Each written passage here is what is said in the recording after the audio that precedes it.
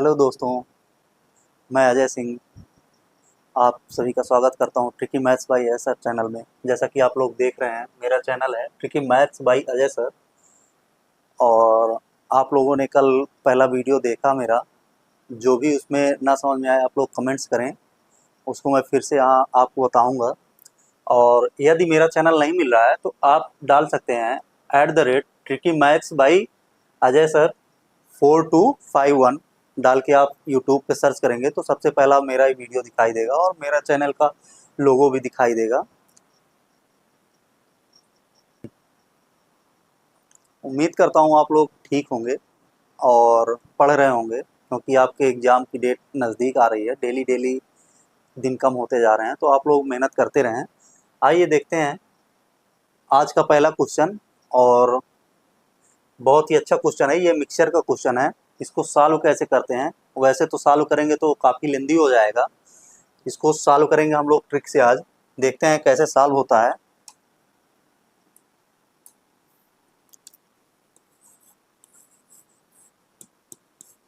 Solve सबसे पहले देखेंगे 200 ग्राम की एक मिश्र धातु में जस्ता और तांबा। क्या है? जस्ता और तांबा। जस्ता और तांबा 5:3 के अनुपात में है। इसमें कितने ग्राम तांबा मिलाया जाए ताकि यह अनुपात 3:5 हो जाए। तो सबसे पहले ऐसे क्वेश्चंस को हम देखेंगे जिसमें अनुपात में दोनों दिया हुआ है और कितने ग्राम मिलाया जाए, चाहे जस्ता मिलाया जाए या तांबा मिलाया जाए, और दूसरा अनुपात दे दे, तो उन क्वेश्चंस को सॉल्व करेंगे इस तरीके से। जैसे जस्ता जस्ता के लिए जेड हम ले लेंगे, Z1 अनुपाते T1 तांबा बराबर कितने का अनुपात दिया हुआ है? 5:3 का। 5:3। और Z2 अनुपाते T2 दिया हुआ है 3:5। आप लोग देख रहे होंगे 5:3 पहला दिया हुआ है, दूसरा 3:5 दिया हुआ है। तो इसको हम ऐसे नहीं सॉल्व कर सकते। क्यों नहीं सॉल्व कर सकते? सबसे पहला रीजन ये है कि जस्ता और तांबा का अनुपात दिया हुआ है 5:3 के अनुपात में। अब कहता है इसमें कितने ग्राम तांबा मिलाया जाए। क्या मिला दिया जाता है? तांबा मिला दिया जाता है, ताकि यह अनुपात 3:5 में हो जाए। यह अनुपात बढ़ के कितना हो जाए? 3:5 बन जाए। अब इसमें केवल तांबा मिलाया जा रहा है, केवल ये मिलाया जा रहा है धातु, तांबा धातु मिलाई जा रही है, और जस्ता हमारा कांस्टेंट है। तो हम देखेंगे ये क्या है? जस्ता है, और ये क्या है? तांबा है। तो जस्ता हमारा कांस्टेंट रहे, अर्थात जस्ता हमारा जितना यहाँ है उतना यहाँ रहे, और तांबा ऊपर नीचे कुछ भी हो जाए उससे लेना देना नहीं है, क्योंकि वो मिलाया जा रहा है। तो इसको हम बराबर करेंगे। सबसे पहले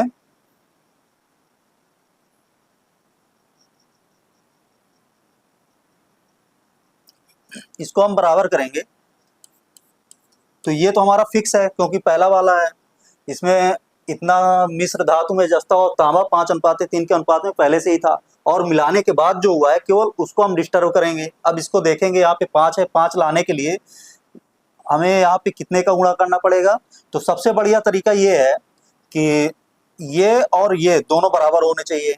तो इनको बराबर करने के लिए यहाँ पे हम 5 का 3 का गुणा कर दें, और दूसरी वाले पे 5 का गुणा कर दें, तो ये दोनों बराबर हो जाएंगे। कितना हो जाएगा? 15:9। और ये कितना हो जाएगा?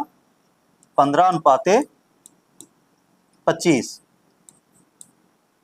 अब ये हमारा तांबा जस्ता है, जस्ता बराबर हो गया है, और तांबा हमारा ज्यादा है, नीचे ज्यादा हो गया है, और ऊपर वाला जो अनुपात है वो कम है। तो इसमें क्या मिलाया जा रहा है? तांबा। अब तांबे वाले को हम देखेंगे और जस्ता को। सबसे पहले ये हमारा अनुपात जितना भी आया है इसको हम ऐड कर लेंगे, तो ये हमारा आएगा 24। अब इसको हम इस तरीके से सॉल्व करेंगे कि 24 मिश्र धातु, 24 ग्राम मिश्र धातु में, अर्थात 200 ग्राम है। 24 ग्राम मिश्र धातु में 200 ग्राम टोटल मिश्रण है हमारा। और यहां देख लेंगे कि जो तांबा मिलाया जा रहा है उन दोनों का अंतर कितना आ रहा है? दोनों का अंतर आ रहा है 16, दोनों का अंतर कितना आ रहा है 16। तो जब 24 में 200 है तो 16 में कितना हो जाएगा, 16 में आ जाएगा हमारा 200 गुणे 16/24।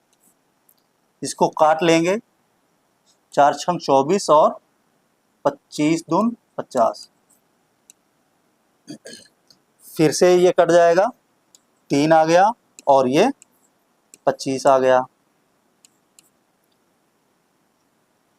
अब इसको मल्टीप्लाई कर लेंगे, 25 गुणे 16/3 बराबर हो जाएगा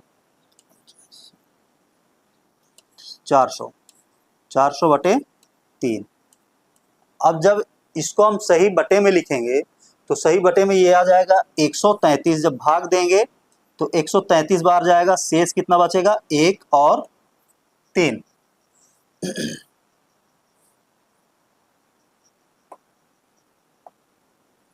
यही हमारा आंसर हो जाएगा।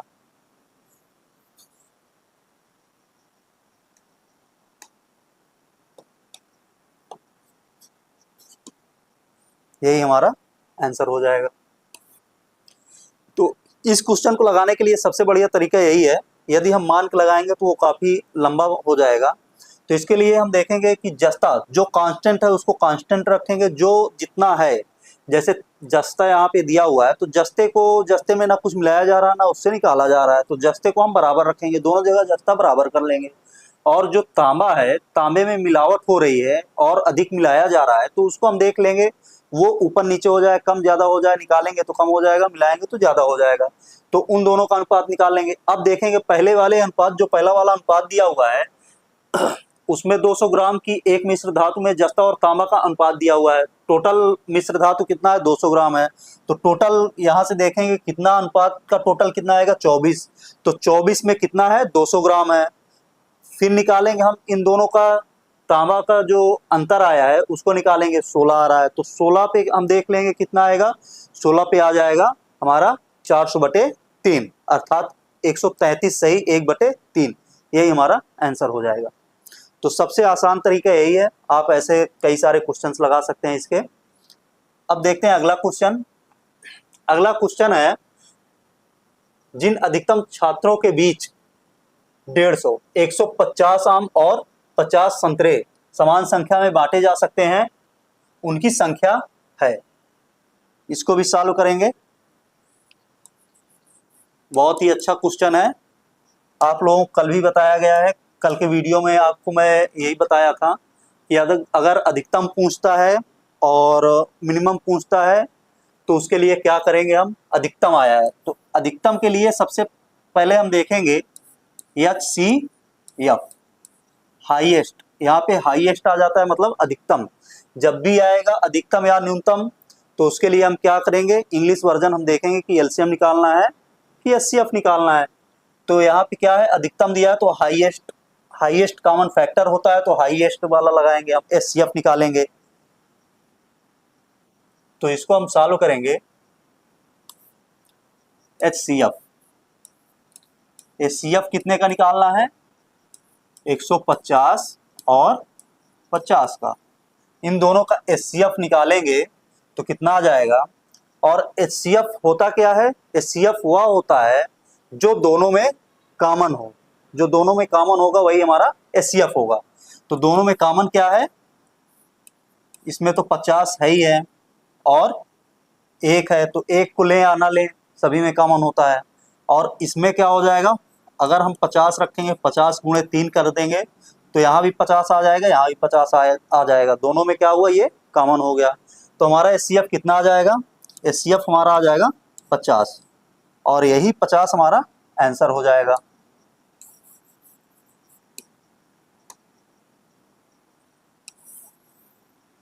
यही हमारा आंसर हो जाएगा 50। अब देखते हैं अगला क्वेश्चन। तीसरा क्वेश्चन है, ए और बी की वर्तमान उम्र का अनुपात, ए और बी की वर्तमान उम्र का अनुपात है 7:3 और 12 वर्ष बाद उनके उम्र का अनुपात 5:3 हो जाएगा। तो बताइए ए की वर्तमान उम्र क्या है, ए की वर्तमान उम्र पूछ रहा है। तो इसको सॉल्व करने के लिए सबसे बढ़िया तरीका है, अभी तक आप लोगों ने इसको सॉल्व किया होगा, जैसे पहले भी सॉल्व किए होंगे छोटी क्लास में या फिर कंपटीशन में ही आप लोग सॉल्व किए होंगे, तो एक्स मान के इसको आप लगाते रहे होंगे। इसको एक्स नहीं मानना है। अब यहाँ पे ट्रिकी मैथ्स आप लोग पढ़ रहे हैं तो इसको केवल ट्रिक से सॉल्व करना है। वो ट्रिक कैसे अप्लाई करेंगे उसको देख लेते हैं। ए की उम्र और बी की वर्तमान उम्र। वर्तमान उम्र का मतलब जीरो, जीरो का मतलब वर्तमान उम्र। ए की ये सिंबल होता है, कुछ भी आप सिंबल दे सकते हैं इसको। बराबर कितने का अनुपात है, 7:3। फिर कहता है 12 वर्ष बाद उनके उम्र का अनुपात। अब 12 वर्ष बाद है तो ए कितने वर्ष बाद, 12 अनुपाते बी की उम्र 12 वर्ष बाद कितना हो जा रही है, 5:3 हो जा रही है। अब एक चीज यहाँ पे ये समझने वाली बात है कि ये वर्तमान उम्र का अनुपात दिया है, 7:3 दिया हुआ है, और 12 वर्ष बाद की उम्र का अनुपात दिया हुआ है 5:3, जो कि वर्तमान अनुपात से कम है। तो सबसे पहले आप लोग ऐसे समझिए कि यदि कोई व्यक्ति है, दो व्यक्ति हैं आपके गांव में, दो व्यक्ति हैं जो जिनमें एक है 3 वर्ष का और एक है 5 वर्ष का। अब इनकी उम्र, वर्तमान उम्र है, एक की 3 वर्ष है और एक की 3 वर्ष है और बी की 5 वर्ष है। यदि हम इनके उम्रों को 10 वर्ष बाद देखें तो इनकी उम्र कितनी हो जाएगी 10 वर्ष बाद, इसकी हो जाएगी 13 वर्ष और इसकी हो जाएगी 15 वर्ष। अब हम देखेंगे इनमें कि यहाँ कितना अंतर है, दोनों की उम्रों का अंतर कितना है, केवल 2 का अंतर है, और यहाँ पर दोनों की उम्रों का अंतर कितना है, केवल 2 का अंतर है। ऐसा क्यों है, क्योंकि 10 साल बाद इसकी भी उम्र निकाली जा रही, 10 साल बाद इसकी भी उम्र निकाली जा रही है, इसलिए जितना अंतर यहाँ होगा उतना अंतर यहाँ होगा। तो यही चीज हम इसमें भी समझेंगे कि इसको हमें निकालना कैसे है। सबसे पहले हम यही देखेंगे, यहाँ पर उम्र का अनुपात कितना है, उम्र का डिफरेंस कितना है, अंतर कितना है, 4 का है, और यहाँ पर उम्र का अंतर कितना आ रहा है, 2 का अंतर आ रहा है। तो इसको हम बराबर करेंगे। अब आप देख सकते हैं कि यहाँ 4 है और यहाँ 2 है। 2 का या तो गुणा हम इसमें पूरे में कर दें, दोनों में कर दें, और 4 का गुणा इसमें दोनों में कर दें, तब हमारा अंतर जो भी आएगा उम्र का अंतर वो बराबर आ जाएगा। अब हम इसको देख करने के लिए या तो 4 का कर दें इसमें और इसका ऊपर वाले में 2 का कर दें, या तो हम ऐसा करें कि 4 और 2 दोनों ही 2 का मल्टीपल है 4, तो हम एक 2 को हटा दें और एक 2 को रहने दें। तो यहाँ से 2 को हटा दें, ये 2 हो गया, तो ऊपर वाले 2 का हम नीचे मल्टीप्लाई करेंगे और नीचे वाले 1 का हम ऊपर मल्टीप्लाई कर देंगे, तो कितना आ जाएगा 7:3, और इसमें कितना आ जाएगा, 2 का मल्टीप्लाई करेंगे तो 10:6, 2 का गुणा करेंगे तो 10:6। अब आप देख सकते हैं कि यहाँ पे 7 है और यहाँ पर 3 है, दोनों का अनुपात कितना हो जाएगा, बराबर हो जाए, दोनों का अंतर बराबर हो जाएगा। यहाँ 7 है तो 7 से 10 हुआ है, कितने का अंतर है, 3 का अंतर है, और यहाँ से 3 से 6 हुआ है तो कितने का अंतर है, 3 का अंतर है, दोनों का अंतर कितना आ गया, बराबर आ गया। मात्र यही चीज समझना था वहां पे, जब 10 वर्ष जोड़ा गया तो 10 वर्ष बाद जितना भी अंतर आ रहा था दोनों में समान आ रहा था, दोनों की उम्र में भी समान आ रहा था और दोनों में 10-10 आ रहा था। तो यही चीज समझना था हमें, इन दोनों का अंतर कितना आ रहा है, 3, और या इसका अंतर ले लें या इसका अंतर ले लें।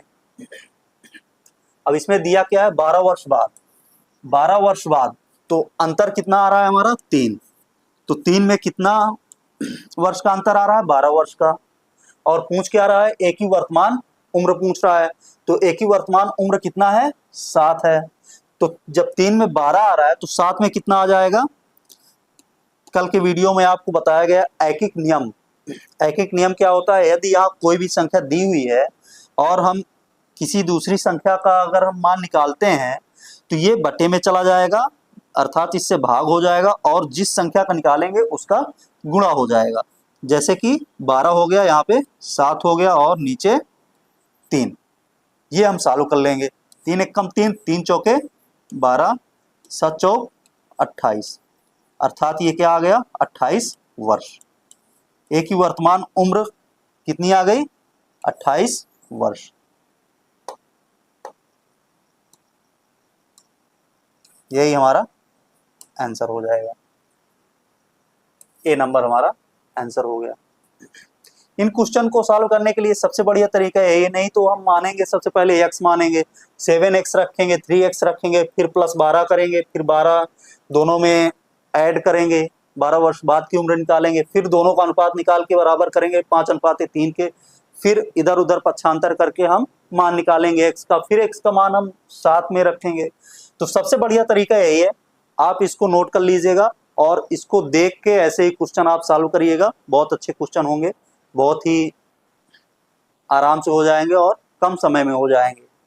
अब देखते हैं अगला क्वेश्चन। एक समांतर चतुर्भुज का आधार 14 सेंटीमीटर है तथा ऊंचाई 9 सेंटीमीटर है। चतुर्भुज का क्षेत्रफल ज्ञात कीजिए। जैसा कि कल के वीडियो में मैं आपको बताया था, एक होता है समचतुर्भुज, एक होता है समांतर चतुर्भुज। दोनों में अंतर भी बताया था और दोनों का क्षेत्रफल निकालने के लिए सूत्र भी बताया था। आप लोग अगर देखना चाहें तो मेरी पहली वाली वीडियो देख के, प्रैक्टिस सेट के वीडियो है, मॉडल पेपर पड़ा हुआ है फर्स्ट, उसको देख के आप देख सकते हैं कैसे निकाला गया है और दोनों में अंतर क्या है। अब यहाँ पे मैं लिखूंगा सीधा समांतर चतुर्भुज का क्षेत्रफल। क्षेत्रफल का मतलब एरिया जो पूछ रहा है। अब रखूंगा आधार गुणे ऊंचाई बराबर क्या होता है इसका, आधार गुणे ऊंचाई होता है, अर्थात a into B, sorry B, base into H, आधार इंटू ऊंचाई। अब इसको हम मल्टीप्लाई करेंगे तो कितना आ जाएगा 126। अब ये सेंटीमीटर दिया हुआ है तो यहाँ पे क्या हो जाएगा सेंटीमीटर स्क्वायर या वर्ग सेंटीमीटर। ये हमारा हो जाएगा आंसर।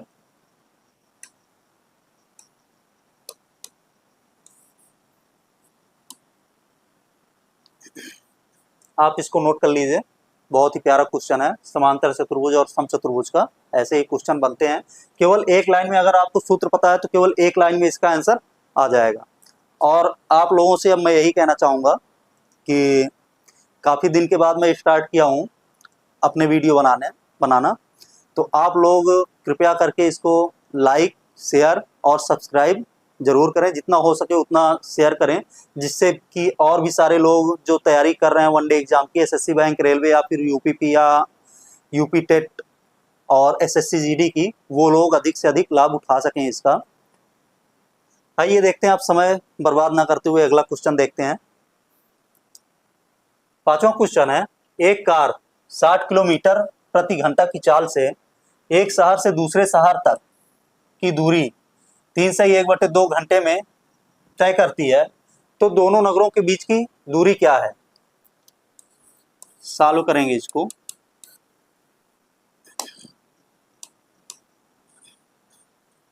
एक कार 60 किलोमीटर प्रति घंटा की चाल से एक शहर से दूसरे शहर, जैसे कि एक शहर ये है और दूसरा शहर ये है, तो जो कार जाती है वो 60 किलोमीटर प्रति आवर्स की स्पीड से चल रही है, स्पीड से, चाल से चल रही है। अब समय कितना लेती है, टाइम कितना ले रही है, टाइम लेती है 3 सही 1/2, अर्थात 3 दूनी 6 1 7, 7/2 घंटे। तो दूरी हमें बताना है, दोनों शहरों के बीच की दूरी बताना है, डिस्टेंस। तो दूरी बराबर क्या होता है, डिस्टेंस। दूरी बराबर जो मैं बोल रहा हूँ, जो मैं लिख रहा हूँ, अगर आपको इंग्लिश वाला अच्छा नहीं समझ में आ रहा है तो आप लोग जो मैं बोल रहा हूँ वो आप लिख लीजिएगा। जैसे डिस्टेंस है दूरी, तो दूरी बराबर क्या होता है, चाल गुणे समय, अर्थात यस इंटू टी। तो इसी में हम रख देंगे मान इसका 60 किलोमीटर प्रति घंटा गुणे 7/2। ये हो जाएगा 30 बराबर कितना हो जाएगा 30 गुणे 7 बराबर 7 त्रिक 21। अब ये 21 क्या आया, दूरी आई है। दूरी किस में होती है, किलोमीटर में।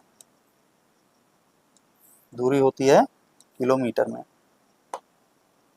ये हमारा आंसर हो जाएगा।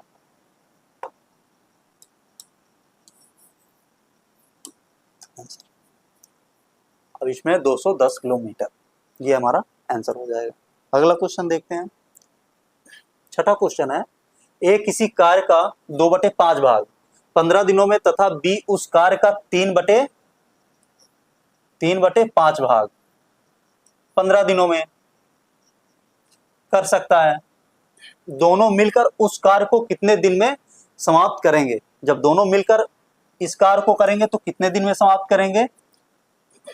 अब इसको लगाने का सबसे बढ़िया तरीका है, आप एक्स वाई फार्मूला यूज करेंगे, 1/x + 1/y, फिर इसको निकालेंगे, भाग जो दिया हुआ है भाग को निकालेंगे, दिन में कन्वर्ट करेंगे, फिर जाके उस फार्मूले पे रखेंगे, फिर मल्टीप्लाई करेंगे, जोड़ेंगे, और उसको निकालते निकालते इतनी जगह आपको कम पड़ जाएगी।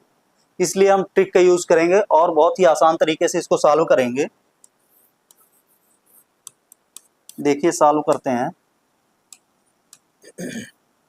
सॉल्व करने में भी आपको आनंद आएगा।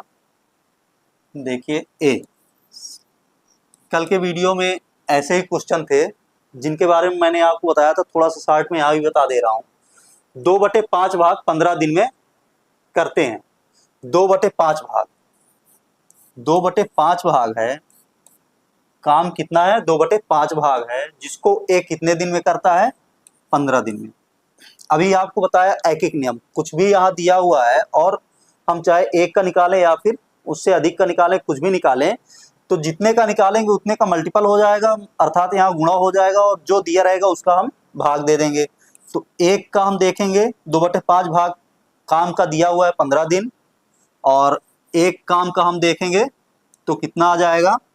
15 गुणे 5/2, क्योंकि ये 2 नीचे आएगा और बटे का बटे ऊपर चला जाएगा, तो टोटल कितना हो जाएगा?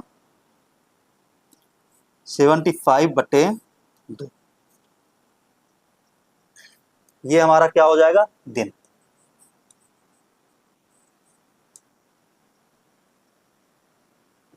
एक काम कितने दिन में होगा? 75/2 दिन में। सेम ऐसे ही इसको भी सॉल्व करेंगे। इसको सॉल्व करने के लिए यहाँ पे इसको भी निकाल लेंगे, 3/4 बराबर 15 दिन, अर्थात एक बराबर कितना हो जाएगा? 15 गुणे 4/3, 3 एक कम 3, 3 × 5 = 15 बराबर 20 दिन। अब यहाँ पे हम सीधा रखेंगे,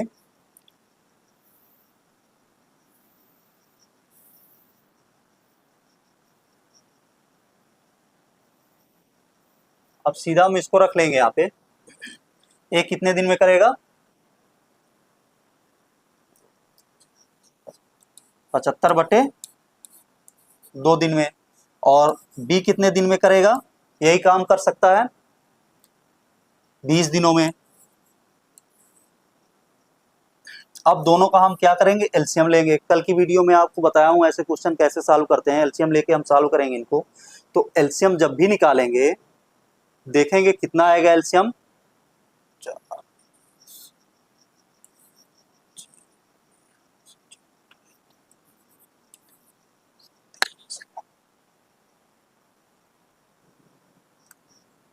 300 आ गया।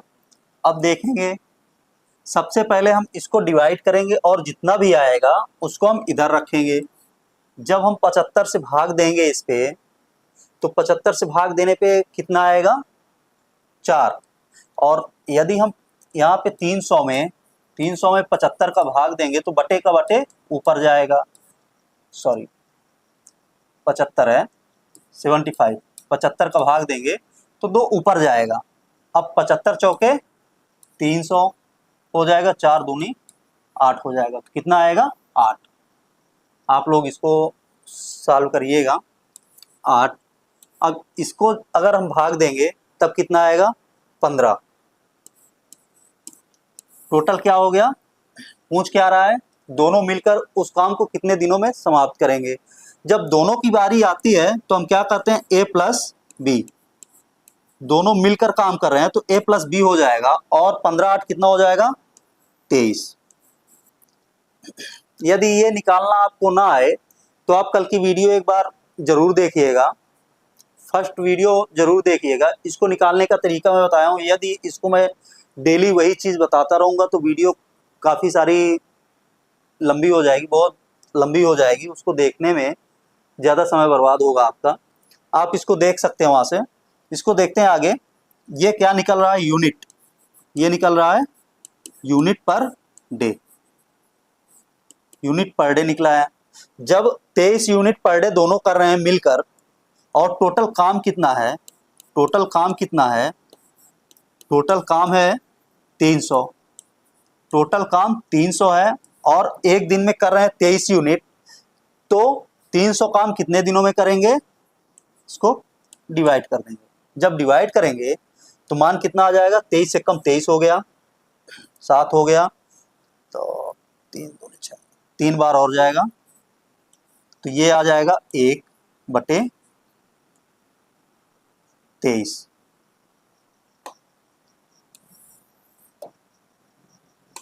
यही हमारा आंसर हो जाएगा।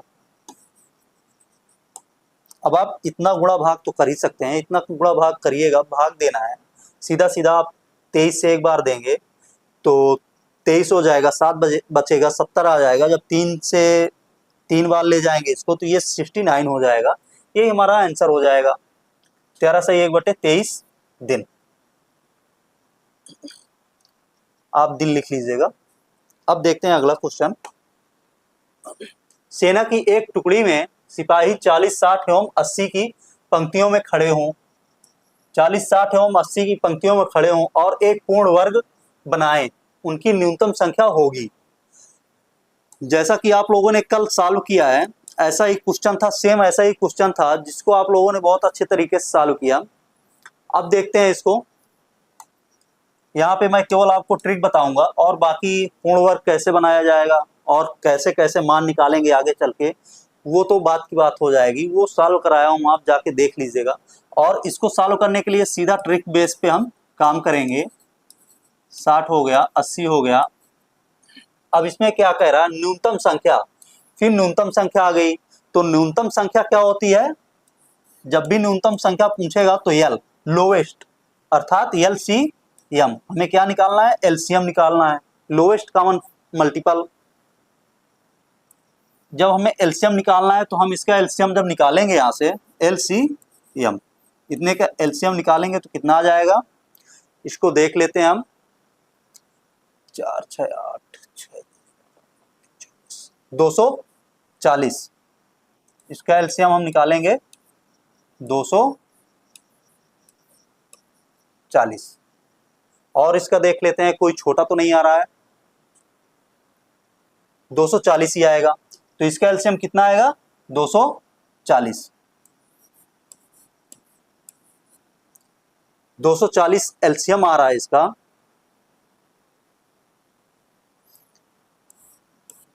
ठीक है। अब 240 से हम ये देखेंगे, यहाँ पे पूर्ण वर्ग बनाएंगे तो ये पूर्ण वर्ग भी बना के लगा सकते हैं। अगर पूर्ण वर्ग नहीं बनाना है तो हम सीधा सीधा कल देखे थे, इसको वेरीफाई करा लेंगे। वेरीफाई में 900 है। अब यहाँ पे देखिए 900, पहला ऑप्शन है आपका 900, 240 पूर्ण वर्ग, क्योंकि पूरी की पूरी संख्याएं पूर्ण वर्ग में दी हुई हैं, तो 940 जो है, सॉरी 900 है, 240 से ये कैंसिल नहीं होगा, पूरा पूरा कैंसिल नहीं हो पाएगा। आप कैंसिल करके देख भी लीजिएगा, पूरा कैंसिल नहीं होगा, दशमलव में आएगा। और दूसरा वाला क्या है आपका ऑप्शन? 2500। 2500 तो सीधा सीधा दिख रहा है कि 250 आ जाएगा। अब 250 और नीचे 24 आ जाएगा। जब इसको कैंसिल करेंगे 6 से अगर हम कैंसिल करेंगे, 6 चौको 24 हो जाएगा, और 6 से ये पूरा कैंसिल नहीं होगा, तो ये भी कैंसिल नहीं होगा। बी नंबर भी कैंसिल नहीं होगा, क्योंकि जीरो यहाँ 240 का एक जीरो और इसका एक जीरो पहले ही कैंसिल हो चुका है। अब सी नंबर हम देख लेंगे। जब आप लोग इसको सॉल्व करेंगे तो ऑटोमेटिक आप देखेंगे, समझ जाएंगे किससे ये कैंसिल होगा, कैंसिल करने की ऐसी जरूरत ही नहीं पड़ेगी। अब सी नंबर दिया हुआ है 3600। यदि कोई संख्या ऐसी आ जाए इसमें जो 3600 आ गई, एक और कैंसिल होने वाला आ जाए ऑप्शन, तो इसमें लोवेस्ट पूछ रहा है, तो हम जो पहले कैंसिल हो जाएगी, छोटी संख्या होगी जो पहले कैंसिल हो जाएगी, वही हमारा आंसर हो जाएगा। अब 3600 को यदि हम कैंसिल करेंगे 240 से, तो ये सीधा सीधा कैंसिल हो जाएगा। 6 छंग 36, 60 बार गया, 6 चौको 24, 4 हो गया, 4 एकम 4, 15 चौके 60। ये पूरा पूरा कैंसिल हो गया, अर्थात हमारा आंसर कौन सा है? सीधा सीधा हम यहाँ से कह सकते हैं कि हमारा आंसर है सी नंबर। डी हमें चेक करने की जरूरत ही नहीं है, सीधा सीधा कैंसिल हो गया। तो इस क्वेश्चन में कुछ भी नहीं है, आप थोड़ा सा माइंड घुमाएंगे तो ये क्वेश्चन आराम से हो जाएगा, आपको कॉपी पेन भी उठाने की जरूरत नहीं पड़ेगी। आइए अगला क्वेश्चन देखते हैं। एक छात्र को परीक्षा में उत्तीर्ण होने के लिए 40% अंक, उत्तीर्ण होने के लिए 40% अंक प्राप्त करने थे, उसने 178 अंक प्राप्त किए, वह 22 अंकों से अनुत्तीर्ण हो गया, उसका कुल पूर्णांक कितना था? उसका कुल पूर्णांक कितना था ये हमें ज्ञात करना है। तो इसके लिए सबसे पहले हमें x, अब आप लोग ये जो मैथ पढ़ रहे हैं इसमें x कहीं नहीं माना जाएगा, हो सकता है कहीं रेयर केसेस आ जाएं जिनमें हम x मान के लगाएं, और बाकी कहीं भी हम x नहीं मानेंगे। हम लोग सीधा सीधा देखेंगे कि कैसे हमें सॉल्व करना है और कैसे हम सॉल्व करते हैं। तो देखिए यहाँ पे क्या कह के आ रहा है क्वेश्चन। ये क्वेश्चन कह रहा है 40% अंक किसी परीक्षा में, जब भी परसेंट की बात हम करेंगे तो पूर्णतया क्या होगा? 100%, पूरा पूरा होगा 100%। अब 100% से जितना कम ज्यादा होगा वो लिखा जाएगा परसेंट में। एक छात्र को परीक्षा में उत्तीर्ण होने के लिए 40% अंक प्राप्त करने थे, 40% अंक प्राप्त करने थे। जब वो उत्तीर्ण होता, 40% अंक आ जाते उसके, तो वो उत्तीर्ण हो जाता। उसने क्या किया? 178 अंक, 178 अंक प्राप्त किए, 178 अंक प्राप्त किए तथा 22 अंकों से फेल हो गया। 178 अंक पाया लेकिन 22 अंक से वह फेल हो गया।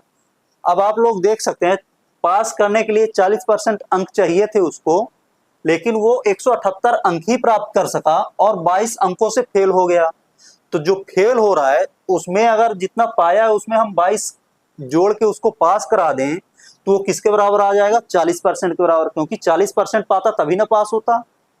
जब 40% पाया है तब पास हो रहा है, इसलिए 178 अंक में 22 अंक और जोड़ देंगे तो ये क्या हो जाएगा? पास हो जाएगा। अर्थात ये किसके बराबर हो जाएगा? 40% के बराबर। तो इसको ऐड करके हम टोटल निकाल लेंगे, कितना आया? ये 0 हो गया, 7 2 9, एक 0 और 2, 200। कितना आ गया? 200। अर्थात 40% अंक पाया जब पास हुआ और इधर 200 अंक पाया तब पास हुआ। तो 40% में कितना आ रहा है? ये 40% में 200 अंक आ रहा है। तो 100 पूरा पूरा कितने परसेंट में होता है? 100% फुल होता है, पूरा होता है। कुछ भी निकालेंगे 100 पे निकालेंगे। तो ये हो गया 200 बटे 40 गुणे 100।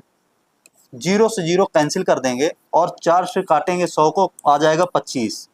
जब 25 आएगा तो 25 दूना 50, अर्थात कितना आ गया? 50।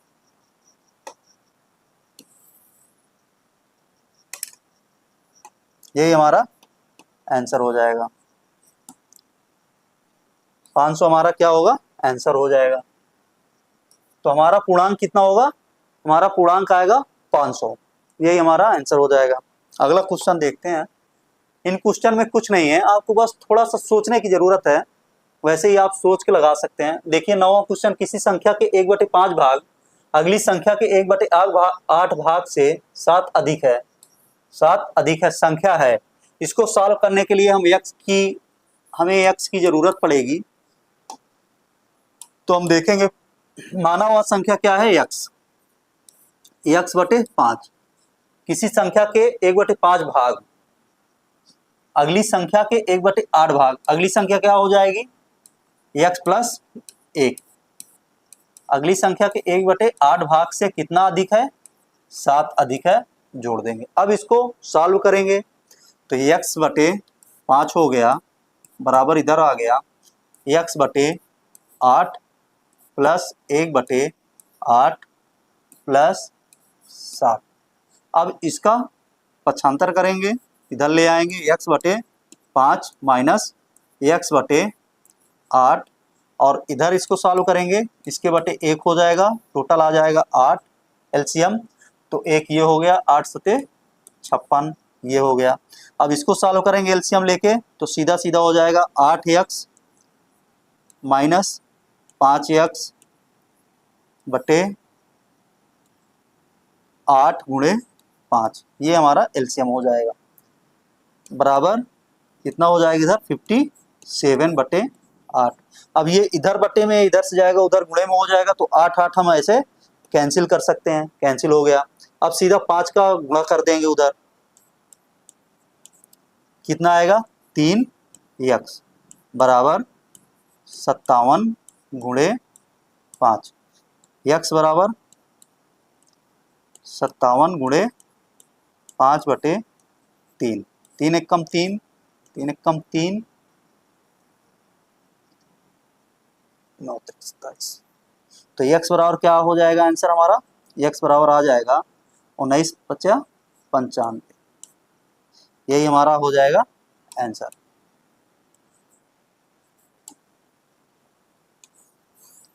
तो वो संख्या क्या हो जाएगी 95, यही हमारा आंसर है, आप नोट कर लीजिए इसको। अब अगला क्वेश्चन देखते हैं। 70 का 4/5 भाग 112 का 5/7 भाग 112 का 5/7 भाग से कितना परसेंट कम है। ये आपके परसेंटेज का सवाल है, बहुत ही प्यारा सवाल है। इसको सॉल्व करने के लिए हम अक्सर गलतियां कर बैठते हैं, तो इसको देखते हैं कैसे सॉल्व करते हैं कि हमसे गलती ना हो। 70 का सबसे पहले देखेंगे क्या कह के आ रहा है क्वेश्चन हमारा। 70 का मतलब गुणा कर दिए 4/5 भाग, 4/5 भाग निकाल लेंगे, तो 5 एक कम 5 हो गया और 14। जब मल्टीप्लाई करेंगे अर्थात गुणा करेंगे 14 का 4 में, तो यह आएगा 14 चौको 56, ये आ गया। अब दूसरा वाला सॉल्व कर लेंगे। 112 का मतलब गुणा फिर 5/7 भाग, 7 से काटेंगे, 7 एक कम 7, 7 छंग 42, 16 बार गया। 16 का गुणा करेंगे 5 में, कितना आ जाएगा 16 पंचे 80, 80 आ जाएगा। अब देखेंगे कि इसमें कह रहा कितना परसेंट कम है, कम पूछ रहा है, तो सबसे पहले हम देखेंगे कितना कम है, तो इन दोनों का डिफरेंस निकालेंगे अर्थात अंतर निकालेंगे, जो बड़ा होगा उससे घटा देंगे। तो कितना आ रहा है इससे 4 आ गया और 7 2 24 आ गया। कितने का अंतर आया 24 का अंतर आया। तो रखेंगे कितना, कितना कम है 24 कम है। अब पूछ क्या रहा है किससे कम है, 112 का 5/7 भाग से कम कितना परसेंट कम है। तो ये वाला भाग अब हम कह सकते हैं कि 80, मतलब 80 से कितना परसेंट कम है। जिससे पूछेगा कितना परसेंट कम है या फिर कितना परसेंट अधिक है, तो उसको हम बटे में ले जाएंगे, उससे हम भाग कर देंगे इतना, और परसेंट पूछ रहा है तो 100 लगा देंगे, बराबर इसको सॉल्व कर लेंगे। 4 से काटेंगे, 4 छंग 24 हो गया और 0 से 0 ये कैंसिल हो गया, 4 दूना 8 हो गया, 2 एक कम 2, 2 तियां 6, अर्थात कितना आ गया 30%।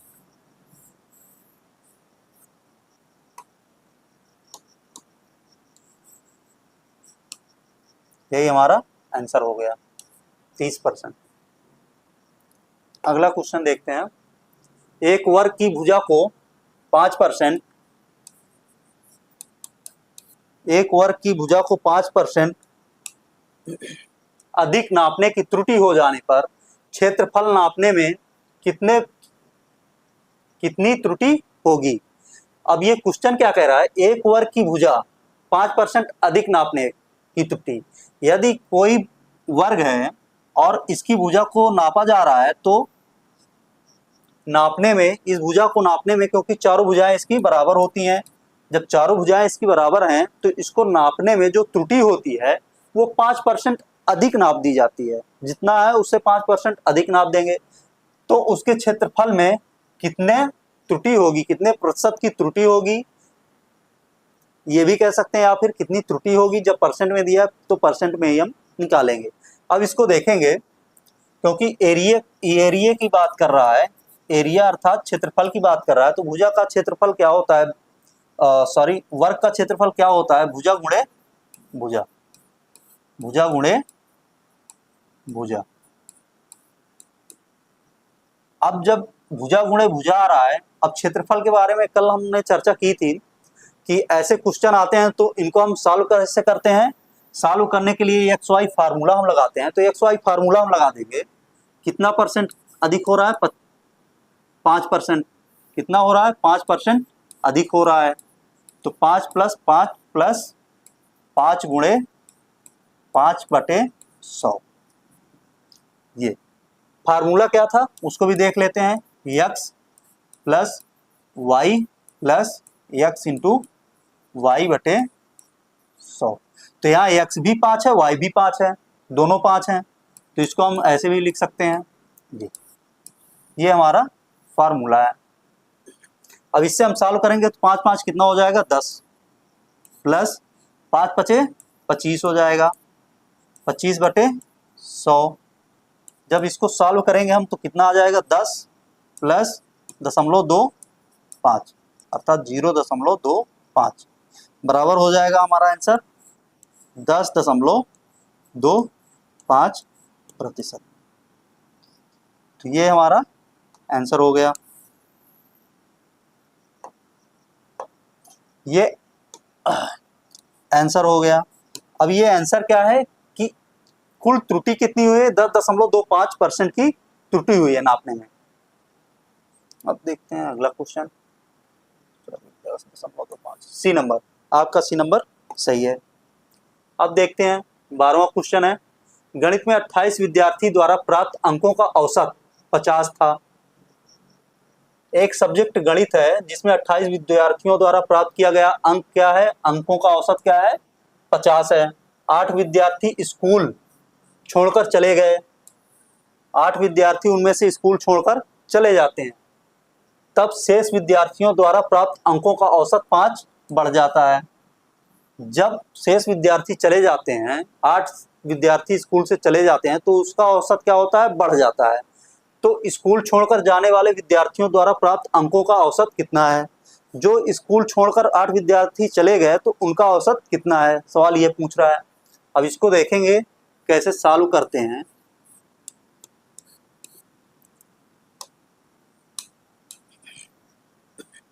इसमें आपको कुछ नहीं करना है, ना x की जरूरत है और ना ही गुणा करने की जरूरत है। सबसे पहले हम देखेंगे 28।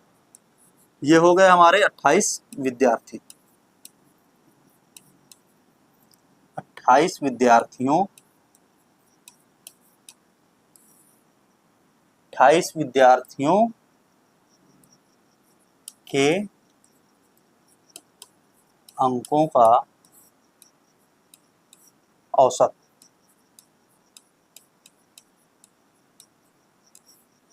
बराबर कितना आ रहा है? 50।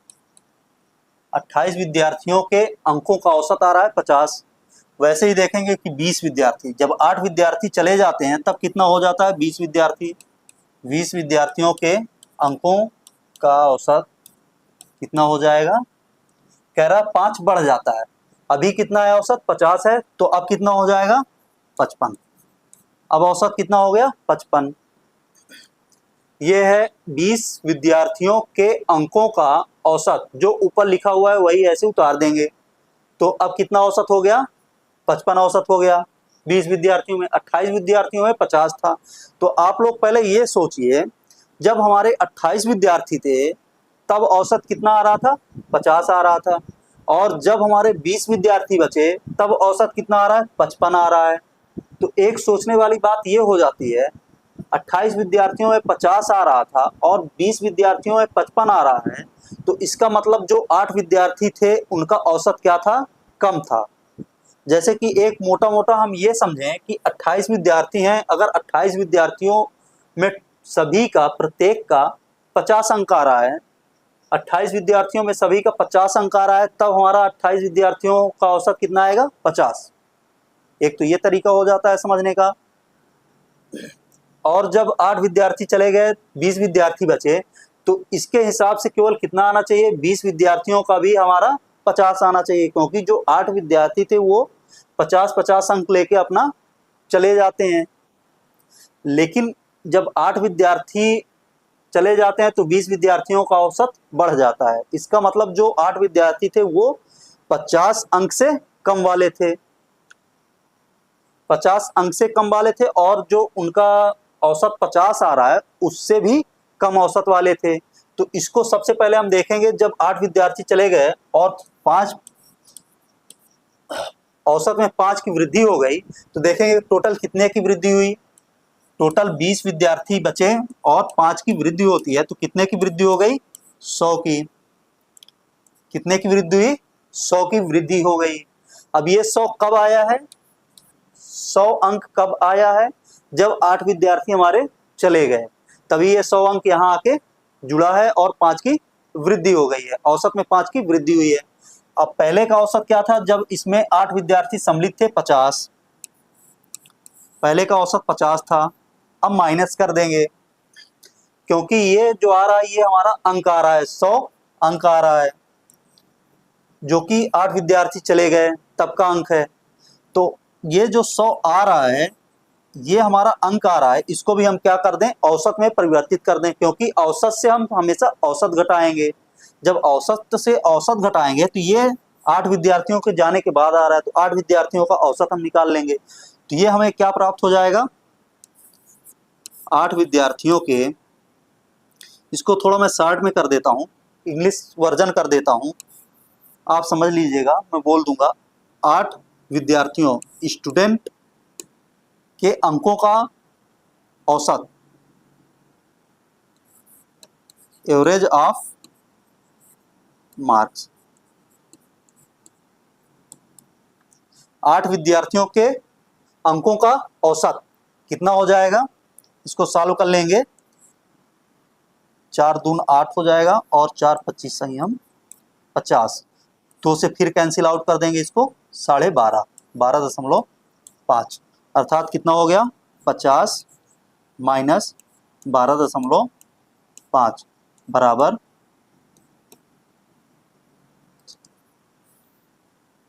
इधर देख लेते हैं,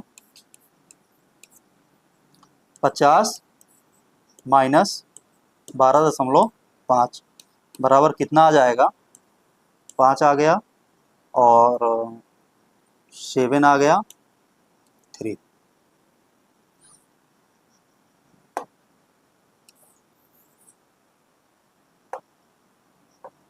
ये हमारा आंसर हो जाएगा। अर्थात जो 8 विद्यार्थी छोड़कर गए हैं, 8 विद्यार्थियों ने जैसे ही क्लास को छोड़कर गए तो उनके अंकों का औसत कितना आ गया, उनके अंकों का औसत कितना था 8 विद्यार्थियों के, 37.5 था, और जब छोड़कर गए तो ये 12.5, जो 12.5 ये आ रहा है, ये औसत आ रहा है, जो औसत इन्होंने 20 विद्यार्थियों को दे दिया, जिनसे ये लिए थे औसत पूरा करने के लिए, 50 का औसत पूरा करने के लिए इनसे उधार लिए थे। प्रत्येक विद्यार्थी 12.5 लिया था, 12.5 अंक प्राप्त किए थे, वो इनको वापस करके चले गए। जब वापस करेंगे तो ऑटोमेटिक 20 विद्यार्थियों का औसत जो होगा वो बढ़ जाएगा।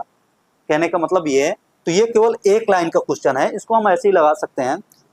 अब आप लोगों से फिर से मैं कहना चाहूँगा कि आप लोग मेरे चैनल को सब्सक्राइब करें, ज़्यादा से ज़्यादा सब्सक्राइब करें और लाइक शेयर ज़रूर करें, जिससे कि और सारे विप्स आ सकें। और जहां आप लोगों को प्रॉब्लम आ रही है आप लोग कमेंट्स करके ज़रूर बताएं, कमेंट सेक्शन में सारे के सारे कमेंट्स देखे जाएंगे और उनका निराकरण किया जाएगा। आइए अगला क्वेश्चन देखते हैं, क्योंकि क्वेश्चन बहुत ज़्यादा है और समय हमारे पास बहुत कम है, क्योंकि अगर वीडियो बनाएंगे तो वीडियो बहुत लंबी हो जाएगी और उसको देखने में भी आपको बोरियत महसूस होगी, इसलिए इसको थोड़ा सा जल्दी करते हैं आज। इसी कारण आपके सारे क्वेश्चन को डिटेल्स में नहीं बता पा रहा हूँ, किसी दिन देखूंगा थोड़े कम क्वेश्चन रहेंगे तो और अच्छे डिटेल्स दूंगा। देखते हैं अगला क्वेश्चन। इसको सॉल्व करने के लिए किसी संख्या को 32 से भाग देने पर 29 शेष बचता है, इस संख्या को 8 से भाग देने पर शेषफल क्या होगा। कल के क्वेश्चन में एक ऐसा ही क्वेश्चन आया था जिसमें मैंने आपको बताया था किसी संख्या से किसी संख्या को भाग दे रहे हैं तो उसका जो शेषफल आ रहा है, यदि कोई संख्या है उसको हम जितने गुना बढ़ाएंगे तो उसका शेषफल भी उतना ही बढ़ जाएगा, अगर उसी संख्या से भाग दिया जा रहा है तब। यहाँ भी क्या है, 32 से किसी संख्या को हम भाग देते हैं तो शेषफल कितना आता है, 29 आता है। तो सबसे पहले हम ये देखेंगे जो यहाँ 32 है ये इसका मल्टीपल होगी, जो दूसरी संख्या पूछेगा उसकी मल्टीपल होगी, अर्थात उससे पूरा पूरा भाग उसमें चला जाएगा। जब उसका पूरा पूरा भाग चला जाएगा तो हम देखेंगे कितनी संख्या है, शेष फल कितना बच रहा है उस संख्या से भाग देने पर। तो शेष फल कितना आ रहा है 29, शेष फल हमारा कितना आ रहा है 29, शेष फल 29 आ रहा है। और पूंछ किस संख्या से रहा है 8 से भाग देने पर, तो हम 8 का भाग सीधा सीधा इसी में दे देंगे। जब सीधा सीधा हम भाग दे देंगे इस पे तो कितने बार जाएगा 8 त्रिक 24, 24 अर्थात 5। तो हमारा शेषफल कितना आ गया 5। तो यही हमारा आंसर हो जाएगा,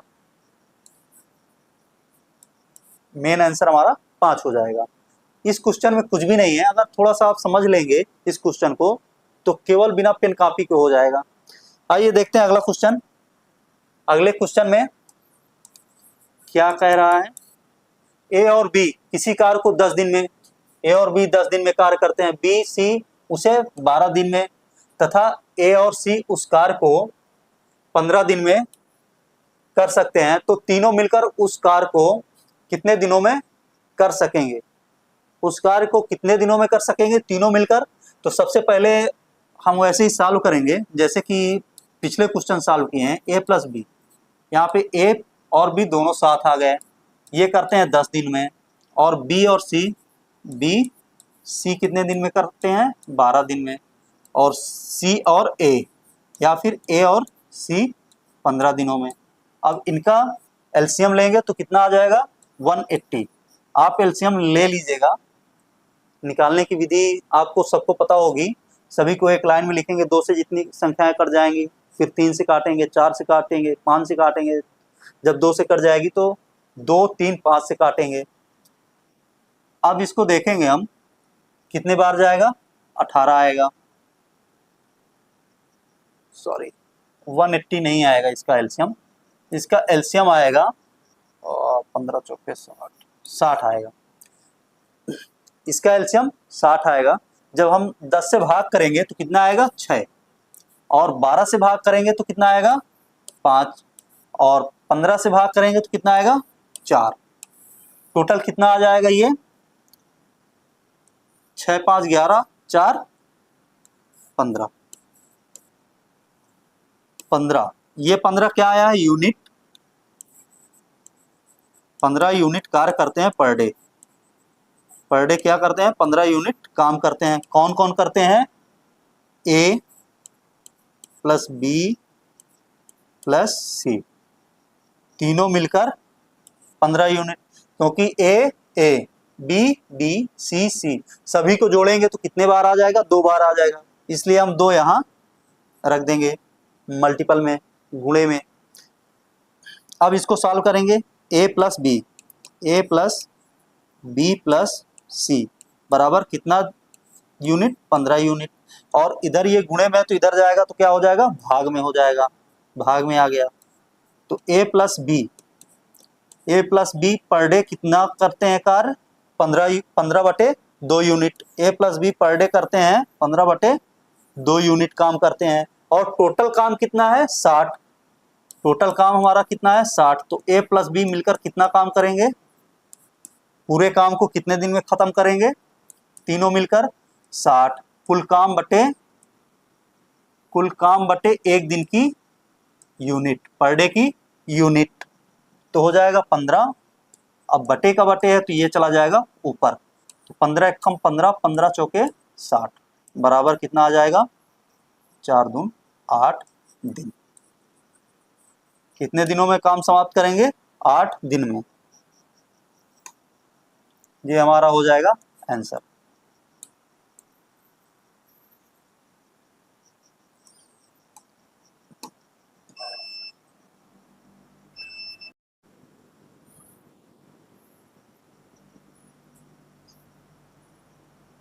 दोस्तों ये 15 क्वेश्चन है आपका, थोड़ा सा टेक्निकल इशू आ गया था तो बोर्ड अचानक से बंद हो गया था टेक्निकल इशू के कारण, इसको अभी ठीक किया हूँ।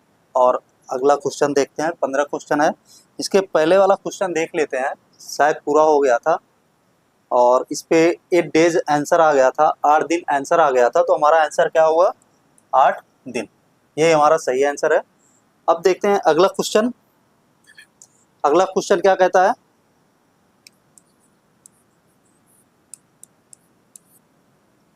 दोस्तों ये क्वेश्चन कह रहा है एक ठोस गोला जिसकी त्रिज्या 3 सेंटीमीटर है उसे पीट कर पतला तार बनाया जाता है। यदि पतले तार की त्रिज्या 1 सेंटीमीटर हो तो तार की लंबाई क्या होगी। जैसे कि देखते हैं गोला हमारा कैसे बनता है, गोला ऐसे बनेगा, ऐसे करके गोला बनेगा। आपके दिमाग में अगर गोला बोला जाता है तो आपके दिमाग में चलता है गोला वृत्त, एक वृत्त, उसको आप गोला समझते हैं, लेकिन वो गोला नहीं, वो वृत्त है, वो 2 डायमेंशनल फिगर है, ये 3 डायमेंशनल फिगर है। ये आपका होगा जैसे फुटबॉल होता है, तो फुटबॉल एक गोला है, और जब इसको पिघलाकर एक तार बनाएंगे तो तार कुछ इस प्रकार की बनेगी, इस प्रकार की तार कैसे बनेगी, इस प्रकार की तार बन जाएगी, और इस प्रकार की तार बन जाएगी। ये गोला है, गोले को जब भी हम पिघलाएंगे तो पिघलाकर कोई भी पदार्थ बनाएंगे, कोई भी वस्तु बनाएंगे, तो ये उसके आयतन को और जो बनेगी वस्तु उसका आयतन, दोनों का आयतन समान हो जाएगा, क्योंकि जितना भार इसका होगा उतने ही मटेरियल से, उतने ही भार के मटेरियल से उतना भार ये बनाया जाएगा, इसलिए दोनों का आयतन बराबर हो जाएगा। तो ये क्या हुआ, गोला हो गया, ये क्या हो गया आपका सिलेंडर। अब देखते हैं 3 सेंटीमीटर त्रिज्या, गोला 3 सेंटीमीटर है जिसकी त्रिज्या 3 सेंटीमीटर है, तो गोले के आयतन का सूत्र क्या होता है, 4/3 पाई आर क्यूब बराबर हो जाएगा R1 हो जाएगा, और बेलन का आयतन क्या होता है, पाई आर स्क्वायर एच। तो दोनों के आयतन को बराबर कर देंगे, क्योंकि जितना पदार्थ ये है उतना पदार्थ ये भी है। अब देखते हैं, चालू करते हैं इसको, पाई से पाई कटने लायक है, काट दिए, 4/3 हो गया, गुणे आर का मान कितना है, 3 सेंटीमीटर है, 3 सेंटीमीटर 3 सेंटीमीटर, क्यूब का मतलब होता है 3 बार हम उसी का गुणा कर देंगे। अब आर का मान कितना है, बेलन के आर का मान कितना हो जाएगा, 1 गुणे ऊंचाई, ऊंचाई हमें ज्ञात करनी है, 3 नीचे है 3 ऊपर है, काट दिया, 3 त्रिक 9 चौक 36, अर्थात एच बराबर कितना आ गया, 36। ये किसमें दिया हुआ है, सेंटीमीटर में, तो 36 सेंटीमीटर, ये क्या हुआ 36 सेंटीमीटर हमारा आंसर आ गया।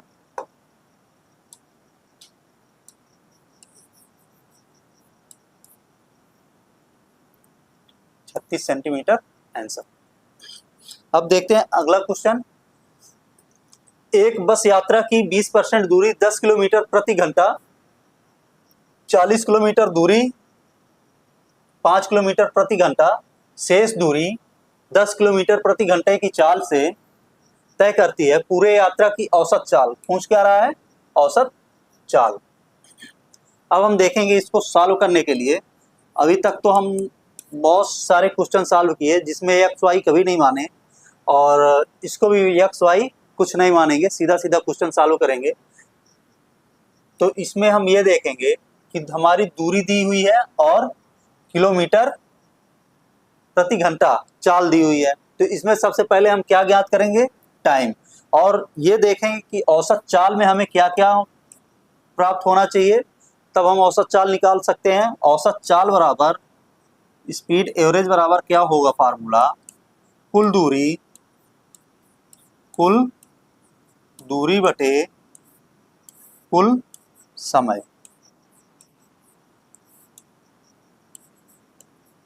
क्या हो जाएगा, कुल लगा समय, ये हमारा फार्मूला हो जाएगा।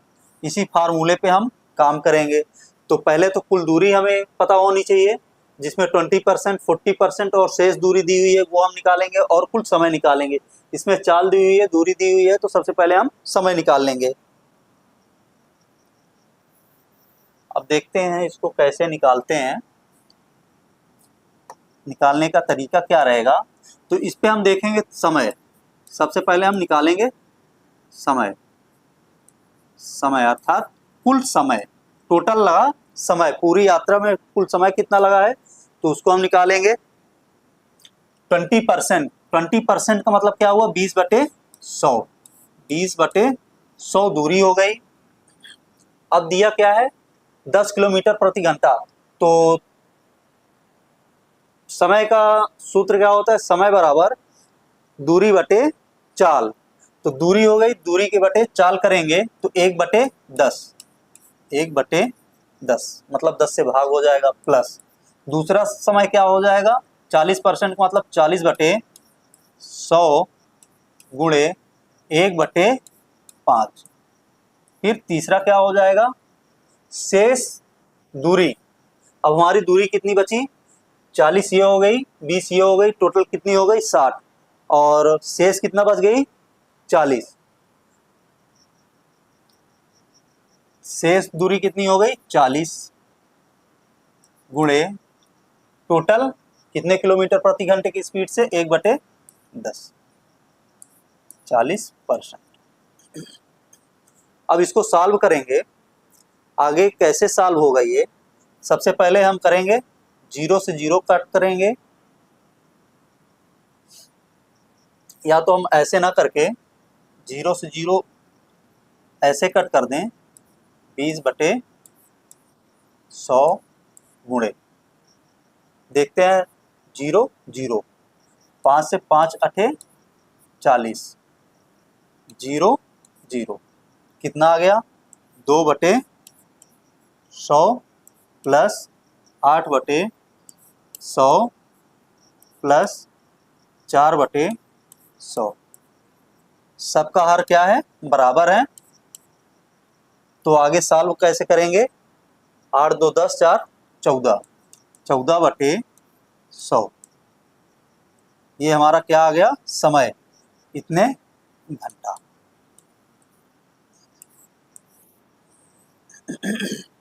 14/100 घंटा समय आ गया। अब एवरेज चाल लगाएंगे, चाल हम क्या करेंगे, औसत चाल का सूत्र लगाएंगे, औसत चाल, औसत चाल बराबर हो जाएगा कुल दूरी। कुल दूरी कितनी हो गई हमारी, टोटल है, यदि हम दूरी तय करेंगे तो टोटल दूरी हमारी कितनी हो जाएगी, 20%, अर्थात 20/100 प्लस 40%, 40/100 प्लस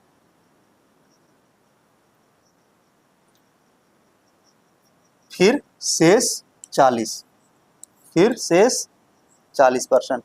ये हमारी हो गई कुल दूरी बटे कुल समय लगा, समय कितना हो जाएगा, 14/100। अब देखेंगे सब में 100 है, तो इसको क्या करेंगे, नीचे वाला 100 और ऊपर वाला 100 कैंसिल आउट करेंगे। इसको कैसे करेंगे, 40 20 60 40 100 कितना आ गया, 100/14 गुणे, ये नीचे वाला 100 ऊपर जाएगा और ऊपर वाला 100 नीचे आ जाएगा, तो ये कैंसिल हो जाएगा। टोटल बचा कितना, 214 और 2×50 हम 100, तो बराबर कितना हो गया, यहाँ सॉल्व कर लेंगे इसको,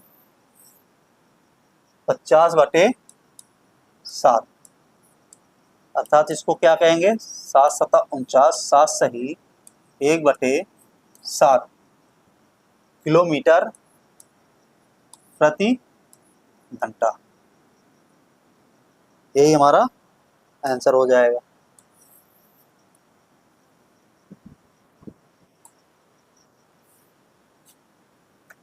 कितना आंसर आ रहा है, 7 सही 1/7 किलोमीटर प्रति घंटा, ये हमारा आंसर हो जाएगा। इसमें हमें कुछ भी नहीं करना है, सबसे पहले हम टोटल दूरी रखेंगे और दूरी के बटे रखेंगे समय, फिर सॉल्व करेंगे, टोटल हमारा घंटा निकलेगा। फिर औसत चाल का सूत्र लगाएंगे, टोटल दूरी हम ज्ञात करेंगे, 20% है तो 20% तोड़ के रख देंगे, टोटल दूरी निकल आई। फिर कुल समय से हम भाग करेंगे तो 40, क्योंकि हर बराबर है इसलिए अंश अंश जुड़ जाएगा। 40 40 80 20 100, 100 आ गया। फिर ये वाला 100 हम कहाँ रखे हैं, नीचे रख दिए। और ये 14 है, 14 यहाँ हो गया। अब बटे का बटे है तो ये ऊपर चला गया, तो 100 से 100 कैंसिल आउट हो गया। फिर काटेंगे 2 से, 2 से काटने पर आया 7, 14 को काटे तो 7 आया, और 100 को काटे 50 आया। तो कितना आया, 50/7। अब इसको और भी सॉल्व करेंगे तो 7 से ही 1/7 किलोमीटर प्रति घंटा, यही हमारा आंसर हो जाएगा।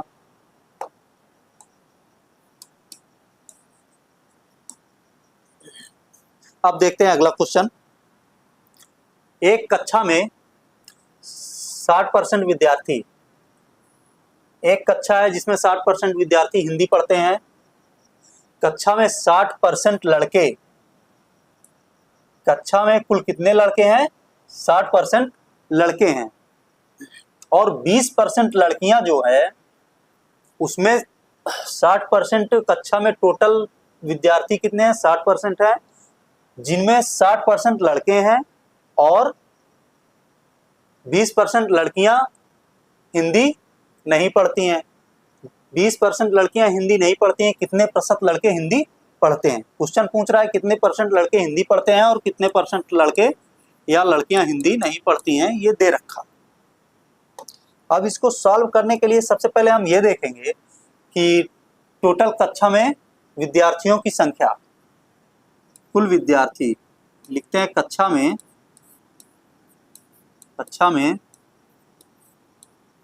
कुल विद्यार्थी, कक्षा में कुल विद्यार्थी बराबर कितने हैं, 100। परसेंट में दिया इसलिए हम 100% मान लेंगे, अर्थात 100 मान लेंगे, सीधा सीधा 100। फिर उस पर क्या करेंगे, अब जो परसेंट है परसेंट सीधा समाप्त होता जाएगा। अब लिखेंगे क्या, एक कक्षा में 60% विद्यार्थी हिंदी पढ़ते हैं, ये तो बात सही है। अब दूसरा क्या लिखेंगे, कक्षा में 60% लड़के हैं, तो क्या लिखेंगे, कक्षा में कुल हिंदी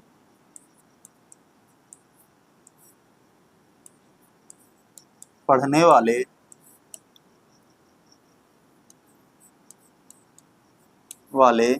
विद्यार्थी, कुल हिंदी पढ़ने वाले विद्यार्थी कितने हैं, 60 दिया है। 60% विद्यार्थी हिंदी पढ़ते हैं तो 60 हो गया। अब कह रहा है कक्षा में 60% लड़के हैं, कक्षा में कुल लड़कों की संख्या, कुल लड़कों की संख्या कितनी है, वो भी है 60। अब कह रहा है और 20% लड़कियां हिंदी नहीं पढ़ती हैं, अर्थात 20% अगर लड़कियां हिंदी नहीं पढ़ती हैं तो कितने परसेंट लड़कियां हिंदी पढ़ती हैं, 80%, क्योंकि टोटल 100 होता है तो 80% लड़कियां हिंदी पढ़ती हैं। जब यहाँ दिया है कक्षा में कुल लड़कों की संख्या, लड़कों की संख्या अगर कक्षा में 60 दिया हुआ है तो लड़कियों की संख्या कितनी हो जाएगी, कक्षा में कुल लड़कियों की संख्या बराबर हो जाएगी 40। अब कह रहा है 20% लड़कियां हिंदी नहीं पढ़ती हैं, तो लड़कियां कुल कितनी हैं जो हिंदी नहीं पढ़ती हैं। अब मैं इसको लिखूंगा नहीं, आपको सीधा बोलता जाऊंगा और क्वेश्चन लगाता जाऊंगा। ये इतना लिख गया। अब देखते हैं आगे, लड़कियां, टोटल लड़कियां कितनी हैं, 40। अब कह क्या रहा है, 20% लड़कियां हिंदी नहीं पढ़ती हैं, तो पढ़ती कितनी है, 80% लड़कियां। जब 80% पढ़ती हैं तो मल्टीप्लाई बाई 80, मतलब 80% का गुणा कर देंगे, तो ये क्या निकलेगा हमारा, हिंदी पढ़ने वाली लड़कियों की संख्या, ये आ गया हिंदी पढ़ने वाली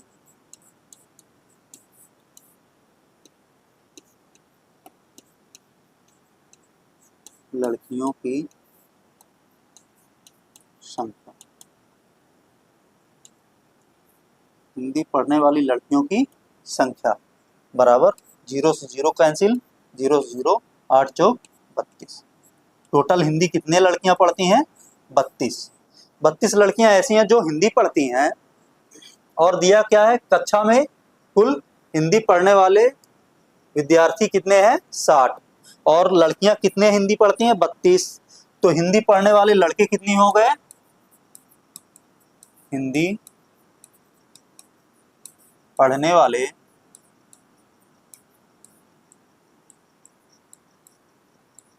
लड़कों की संख्या, हिंदी पढ़ने वाले लड़कों की संख्या कितनी हो जाएगी?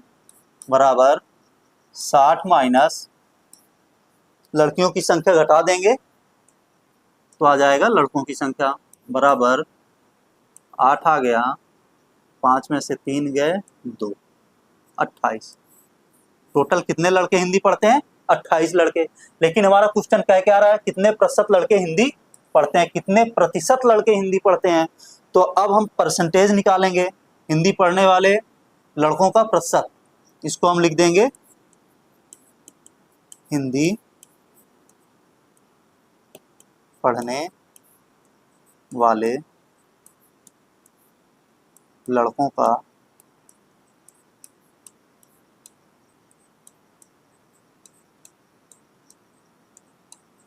का प्रतिशत। तो 28 लड़के हो गए और 28 लड़कों के बाद कुल कितने, कक्षा में कुल कितने हिंदी पढ़ने वाले छात्र हैं? 60। तो क्या करेंगे? 60 का भाग दे देंगे इंटू 100। ये परसेंट निकल आया। 0 से 0 कैंसिल हो गया। अब काट देंगे 2 से, 2 3 6, 2 14 28, 14 दून 28। अब ये कितना हो जाएगा? बराबर 140 बटे 3। अब इसको अगर हम सही बटे में लिखेंगे, हमारा ऑप्शन किस में दिया हुआ है? सही बटे में दिया हुआ है। तो इसको हम सही बटे में लिखेंगे तो 3 दून 6,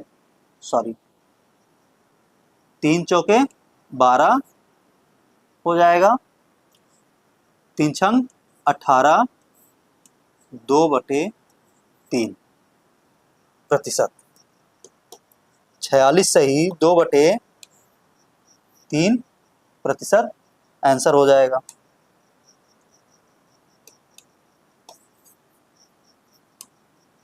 छियालीस सही, 2 बटे 3 प्रतिशत आंसर, अर्थात बी हमारा आंसर हो जाएगा। अब देखते हैं अगला क्वेश्चन। 18, एक नल एक टंकी को 6 घंटे में भर सकता है।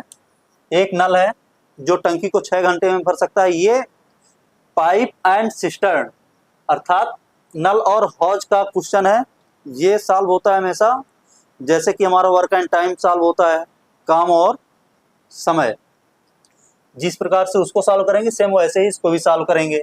किंतु टंकी में रिसाव के कारण या उसे 8 घंटे में भरता है। ये 8 घंटे में भरता है। एक रिसाव है वो उसके कारण इसको 8 घंटे में भरता है। रिसाव के कारण पूरी टंकी कितने समय में खाली हो जाएगी।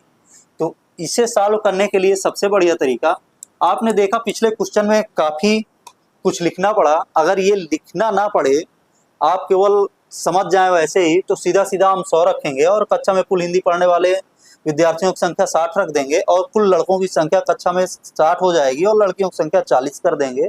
और सीधा सीधा हम यहाँ से निकाल लेंगे लड़कियों की संख्या और घटा के फिर लड़कों की संख्या निकाल लेंगे, फिर सीधा उसका परसेंटेज निकाल लेंगे। तो ये हमारा आंसर आराम से आ जाएगा, लिखने की झंझट ही नहीं रहेगी। अब अगले क्वेश्चन में देखते हैं। सबसे पहले देखेंगे, मान लिया एक नल ए लगा हुआ है जो कि पानी भर रहा है और एक नल बी लगा हुआ है जो कि पानी निकासी कर रहा है, मतलब भर तो रहा है लेकिन निकल रहा है, उससे लीकेज है, लीक्ड पाइप है। जो लीकेज पाइप होगा वो कुछ निकालेगा कुछ भरेगा। तो इस प्रकार से हम इसको सॉल्व करेंगे। ए कितने घंटे में भरता है? 6 घंटे में। और बी कितना समय लेता है?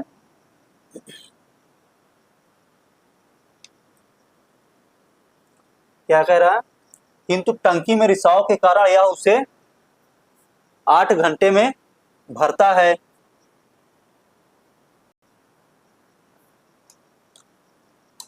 ये जो आपका लिखा हुआ है बी, तो इसमें कौन कौन शामिल है, ए प्लस बी, ए भी है और बी भी है। दोनों नल सम्मिलित होकर भरते हैं, एक रिसाव वाला है और एक भरने वाला है। तो दोनों नल जब टंकी को सम्मिलित होकर भरते हैं तो 8 घंटे में भर जाती है। तो इसको हम आगे सॉल्व करेंगे, ए प्लस बी कितने घंटे लेते हैं, 8 घंटे, क्योंकि भर रहा है और एक रिसाव के कारण खाली कर रहा है। तो लीकेज पाइप कौन सा है, अब यहाँ से सीधा सीधा समझ में आ रहा है, ए 6 घंटे में भरता है और ए प्लस बी जब दोनों भरते हैं तो कुल 8 ही घंटे में भरते हैं, मतलब ज्यादा समय ले रहा है, इससे तो कम समय लेना चाहिए। इसका मतलब एक पाइप यहाँ पे लीकेज है। तो ये क्या है, लीक्ड पाइप, ये क्या है, लीक्ड है, लीक कर रहा है। तो अब इसको हम सॉल्व कैसे करेंगे, ये एलसीएम लेंगे, 24 आ गया, तो ए से सॉल्व करेंगे, 6 चौके 24, 4 आ गया, 8 त्रिक 24, 3 आएगा,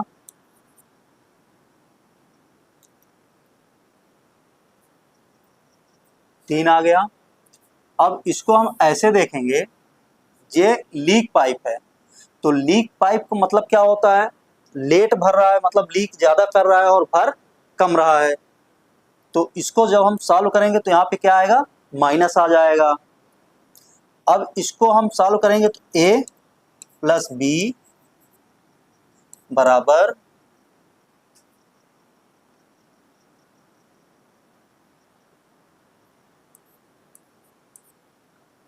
ये क्या है, लीक्ड पाइप। अब इसको देखेंगे 4 3 7, लेकिन यहाँ पे सबसे पहले इसको हम रखेंगे, इसको रखेंगे क्योंकि ए और बी दोनों दिया हुआ है इस पे। तो बराबर क्या आया, 3, ए का मान यहाँ से हम रख देंगे इस पे 4 प्लस बी बराबर 3, अर्थात बी बराबर कितना हो जाएगा, 3 माइनस 4, तो बी बराबर क्या हो जाएगा, -1। अब बी बराबर जो -1 आ गया है हमारा, ये क्या आया है, 1 यूनिट पर घंटा, घंटे में दिया हुआ है 1 यूनिट पर घंटा, क्या करता है, खाली करता है। माइनस का मतलब होता है खाली करना, इसमें घटाना या जोड़ने से मतलब नहीं होता है, ये माइनस का मतलब है खाली करना। या तो यहाँ हम लीक्ड लिख दें, यहाँ हम लीक्ड पाइप, जब ये लीक कर रहा है या खाली कर रहा है तो यहाँ से हम लीक्ड लिख के इसको हम प्लस कर लेंगे 1। तो अब इसको बी कितने घंटे में इसको खाली कर सकता है, अब ये देखेंगे टोटल कितना है, 24 24 24 बटे 1 कर देंगे, जब 1 यूनिट पर आवर्स खाली कर रहा है तो इसको 1 कर देंगे, और ये कितना आ गया, 24 आवर्स। यही हमारा हो जाएगा आंसर।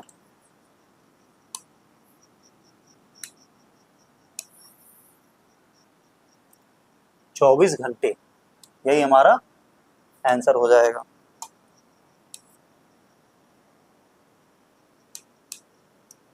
अब अगला क्वेश्चन देखते हैं, आप लोग इसको नोट करते जाइए। और लास्ट में एक बार फिर से मैं आपसे कहना चाहूँगा कि आप लोग इन सारे क्वेश्चंस को नोट करिए और जितने भी क्वेश्चंस मिले उनको ढूंढ ढूंढ के आप सॉल्व करिए, और इनको जितना अधिक से अधिक हो सके इनको सॉल्व करें, और प्रैक्टिस सेट भी सॉल्व करें, क्योंकि आपके पास अब समय नहीं बचा हुआ है। देखते हैं अगला क्वेश्चन। वीडियो काफ़ी लंबी होती जा रही है, इस कारण से और तेजी लानी पड़ेगी। यदि कोई राशि चक्रवृद्धि ब्याज पर 3 वर्षों में 4 गुनी हो जाती है, तब वह कितने वर्षों में 16 गुनी हो जाएगी। तो एक चक्रवृद्धि ब्याज होता है, चक्रवृद्धि ब्याज का मतलब क्या होता है, समान समय में समान गुना धनराशि बढ़ना। समान समय में मतलब जितने समय में एक बार बढ़ जाएगी जितने गुना, उतने ही समय में उतने ही गुना फिर से बढ़ेगी। तो इसका फंडा सीधा सीधा है, इसको सॉल्व करने के लिए कुछ नहीं करना है, समान समय में समान गुना धनराशि बढ़ेगी, ये हमारे दिमाग में होना चाहिए। इसको समान समय में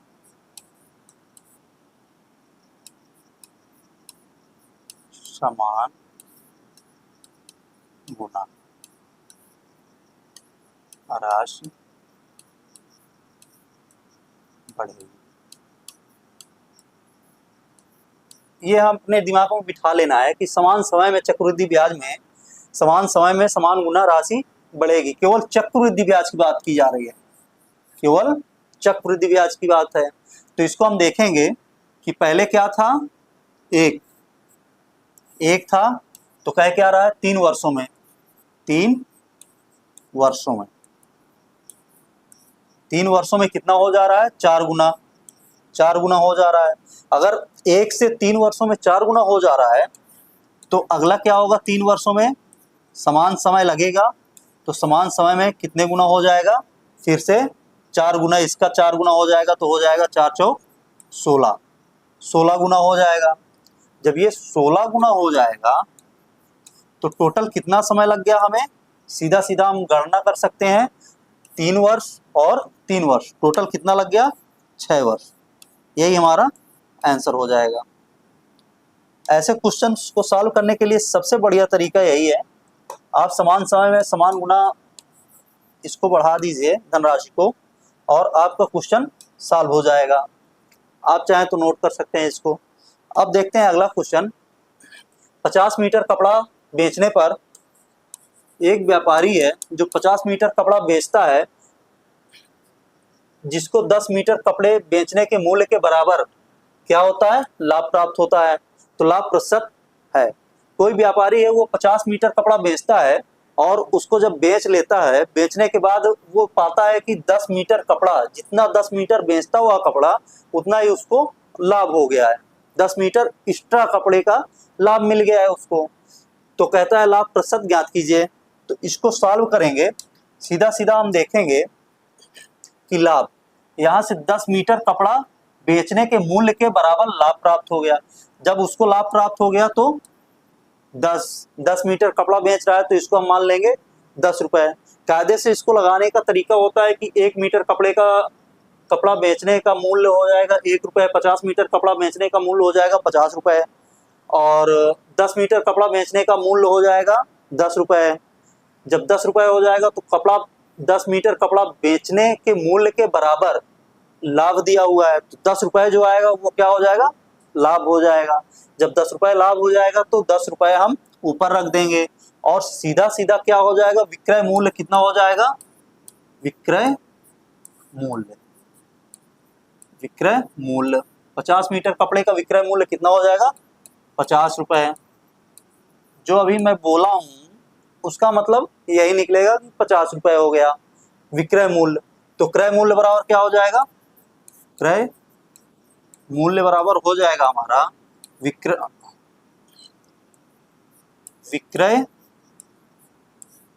मूल्य माइनस लाभ। तो यहां से क्या हो जाएगा 50 और लाभ कितना हो गया 10 बराबर आ गया 40। तो ये 40 जो आ गया इसको हम नीचे रख देंगे, क्योंकि लाभ प्रतिशत बराबर क्या होता है, लाभ प्रतिशत बराबर होता है लाभ बटे क्रय मूल्य गुणे 100। तो इसको हम सॉल्व करेंगे, 0 से 0 कैंसिल आउट हो गया, 4 एकम 4, 4 25 हम 100 बराबर कितना आ गया 25%। यही हमारा आंसर हो जाएगा,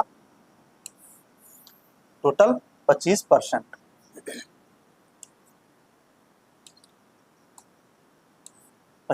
हमारा आंसर हो जाएगा। जितने भी क्वेश्चन अभी तक लगाए गए हैं सारे के सारे क्वेश्चन बहुत ही इंटरेस्टिंग है और इनको आप लगाएंगे, सारे क्वेश्चनों को आप अगर लगाएंगे तो बहुत कम समय में आप पेपर में सॉल्व कर पाएंगे और काफ़ी सारा समय आप बचा पाएंगे। अब आप लोगों को लास्ट में यही कहूँगा कि जितना अधिक से अधिक हो इस वीडियो को शेयर करें और लाइक करें, सब्सक्राइब करें।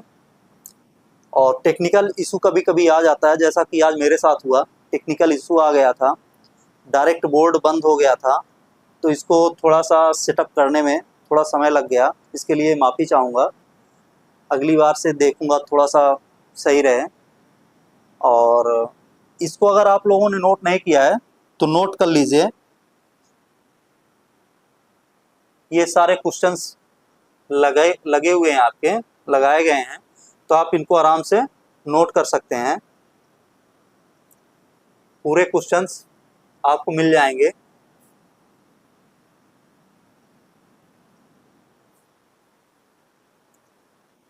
आपको कुछ भी नहीं करना है, बस ऐसे ही क्वेश्चनों की प्रैक्टिस करनी है। आप सारे क्वेश्चंस बहुत आराम से कर लेंगे। आज के लिए बस इतना ही, मिलेंगे अब नेक्स्ट वीडियो में। Thank you.